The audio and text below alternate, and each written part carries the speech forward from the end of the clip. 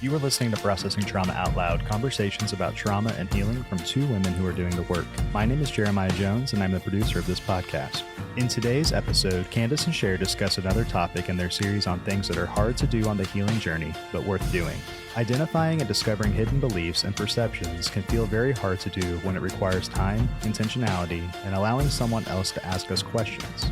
Listen in as Kandace and Sher give an example of Sher discovering a belief that was embedded in her from childhood that is no longer controlling her life. Hi, Sher. Hey, Kandace. Great to be with you this morning. Good to be with you today, too, on this Tuesday. Yep.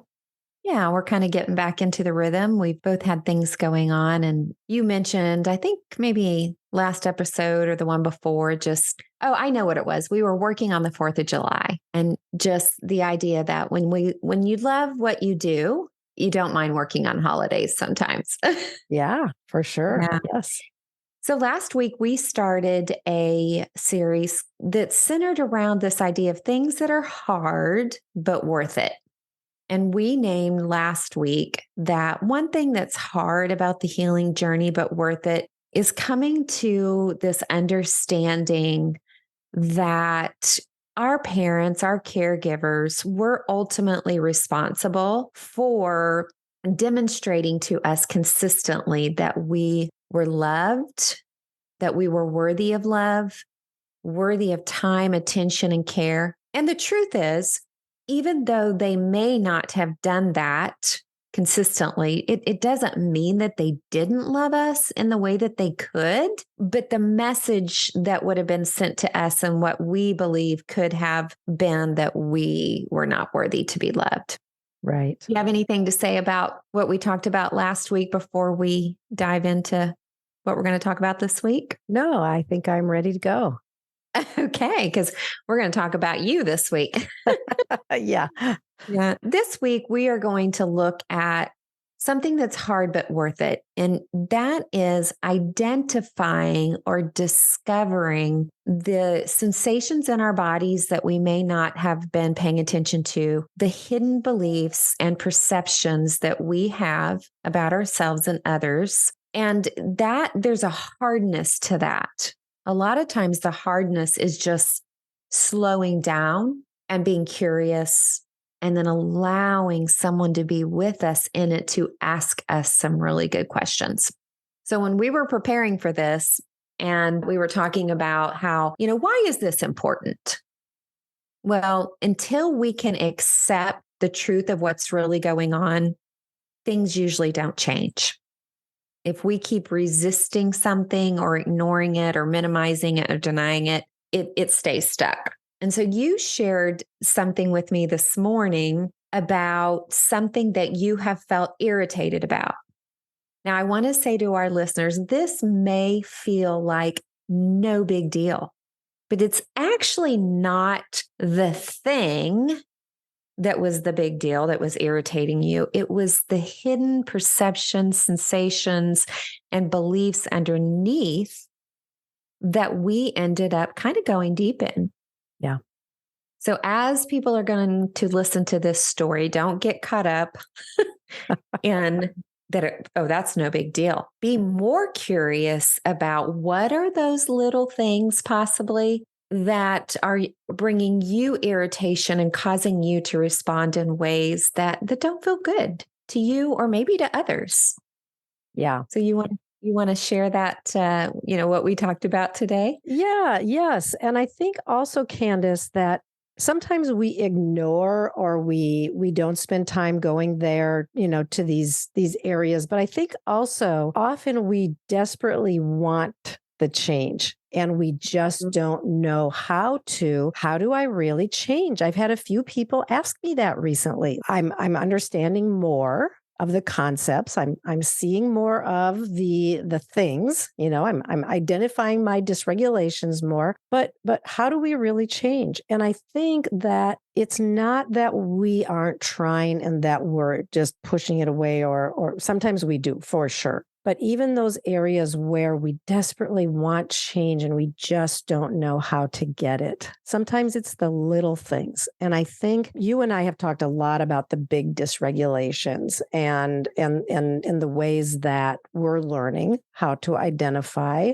where do we go on the window of tolerance and all of that. And yet today we talked about a story that just seems really small. And that is, we sold our house. We are in temporary housing, staying with my sister-in-law and brother-in-law. And so I've always parked my car in the garage. I love having my car clean and, really crystal clear. Like I pay to have a membership at the car wash. Okay. I hate to say it. So does my husband, by the way. So that I can go through. But here we're parking outside and we're parking on the street. And my car gets hit by the water sprinkler system every 2 or 3 days. And so all over my windshield and the rider's side windows of my car are mineral deposits. And so every time I get in my car, I see that and I notice that it's irritating me. And I have this sense of, I really need to clean that off. And I've been contemplating filling a spray bottle and keeping it in my car with, vinegar and some paper towels and all that. But instead I decided that I wanted to explore, why is this bothering me? Why does this irritate me? Because, really it's no big deal at all. Life goes on. It's from my prefrontal cortex logical perspective, like it's totally irrelevant in the scope of life. Yes, and let me just say too, that would be irritating, I think, to anyone. But this isn't just about this incident of your windshield, right? Right. There's a difference between, oh yeah, that is irritating, but you tend to get more stuck in it. Yeah. And not just that, but little things, crumbs on the countertop, that can be a big thing to me. Or things, I don't even consider myself a perfectionist, though I know this sounds like it, but it's these little things that are out of place or not done correctly, that it's that scenario that I'm beginning to notice the sensations in my body. So when I get in my car and I notice that, oh, there's the mineral deposits again, and I am starting to notice that my heart and my shoulders, and I am getting this feeling of constricted. So I've been really slowing down. And just when I get in my car, I just try to spend a few minutes noticing, what am I feeling? And I'm on this quest to find out what are the underlying beliefs that are going on here. And so I'm noticing this tension and the stress that I feel. And I've been just sitting with that, allowing my body to feel that sensation, and then engaging my mind and saying, okay, I feel that stress, I feel that distress, and what am I afraid of, or what is causing all of this tension? And then I'm beginning to notice that it's connected to some of my young stories of how my dad struggled with rage. And he owned his own business, so he would come and go often. And when he would come, I think I've even told a story about this before, but we lived on a gravel road and he drove a truck, and a half a mile away, we could hear when the tires of his truck hit the gravel. And immediately I would go into this hypervigilant mode of scanning the room to see, is everything okay? Is anything out of place? Does anything need to be taken care of? And I really felt like it was my role to be the buffer between this tornado that would walk through the door and the rest of my family. And this was my perception, that Right. that was my job, was to keep everybody safe. And so my way of keeping everybody safe was to jump up and make sure that the counters were clean and the shoes were neatly in a row and all of that. All of these little details that, again, in the scope of life are utterly meaningless. And yet to me as a child, there was a real sense of danger. Mm-hmm. So here I am, 5 decades later, 6 decades later, and I see these little things that something, and the message that comes to me kind of in a sense is something must be done. And I'm the one to do it. So I better get the vinegar out there and clean off the windshield. And is there danger today? No, absolutely not. But my brain and my body still feel those same sensations. Like we said, that may not sound like a big deal, but because you have been doing this work long enough, you have slowed down to become more curious. One, it's about accepting that this is happening. Yeah. And it's not your fault, because I asked you a question pertaining to, Sher, how do you feel about yourself that you have this happening? What are your beliefs about yourself that you get easily irritated over these things that seem like no big deal? Yeah. And it was such a good question and kind of just, stopped me and made me ponder, because this is what we're talking about here is what are the underlying beliefs? And really, like, I know it's the old shame question that I have asked myself so many times throughout my life. What is wrong with me that this has to bother me? Yeah. Yeah. And so slowing down and noticing what's happening in your body, not just identifying that, being aware of it and knowing your stories now that you've had care around, you can say, okay, this makes sense to me. But then processing it with someone who can be with you in it, maybe sit in some of the grief of it, of why it's even happening, but then just continuing to ask questions that can help you begin to release, begin to, forgive whatever space that is in the ways that you chose to self-protect that aren't serving you today. It's vast on what can come up when we're being with someone as they're processing things that are hard, like, why is this happening and what is wrong with me? So to have a face and to have a voice say, oh, this isn't about anything that's wrong with you. Yeah. Like, of course, your body is hypervigilant when you feel that something is out of place or out of order. Mm-hmm. This is actually common. Like, there's lots of other people, and I'm guessing we have some listeners who can relate to making sure everything is in order to feel safe on the inside. It's two concepts, right? It's the hypervigilance and then it's the hyper responsibility. Yeah. And I appreciate your using or bringing in the concept of grief, because I think that's what I feel as I think about this today is I know the shame message that I have lived with my whole life of there's something wrong with me. And so as as we talked today and that came up again, that's the underlying belief. Something is wrong with me, that I get bent out of shape about the little things. And then when you said grief, I think that I really felt that, like, I don't feel the deep accusation today so much because I have really worked and confronted that message a lot. But to be able to grieve that, it has impacted my life. It has impacted my relationships. It has been hurtful at times to the people who I love the most. And to be able to grieve that without self-contempt, it just feels like that's a place I want to spend some time. Well, we've said this before, what we resist persists. What we don't feel can't heal. And so this is one of those things that, if there is some more grief in there, allowing yourself to slow down. Of course, this is going to bring up some sadness, right? Of how you have really, I'm just going to say, for many years, exhausted yourself over scanning the room, monitoring people's responses, looking for the thing that could disrupt connection. And there's grief in that because it actually stole something from you. Yeah. Tell me a few things that you feel like that stole from you.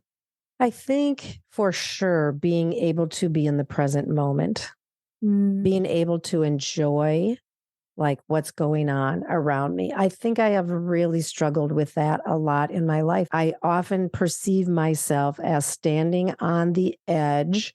I know it can sound okay, so I'm just going to say it like making sure that everyone is okay. Yeah.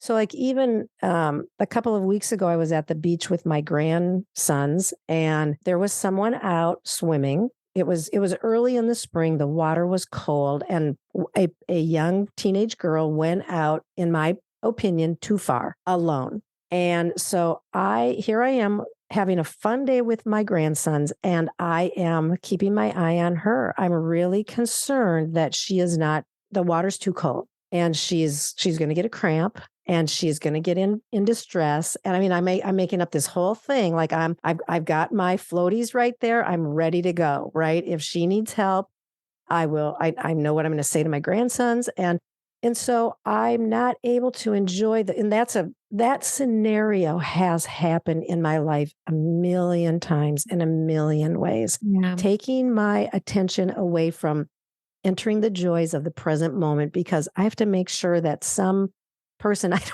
even know does not drown. Wow, that just feels really significant to really even name that. I think that I've had some awareness of that, but maybe not even the full scope of how often that is really true for me. Yeah, I'm feeling that too. Yeah. Just the burden of that little girl that had to make sure that everybody's okay. Yeah.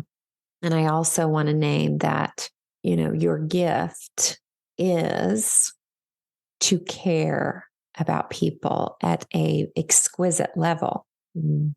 But where the hard work but worth it comes in for you and for me and for anyone who's separating out the trauma from the gift, right?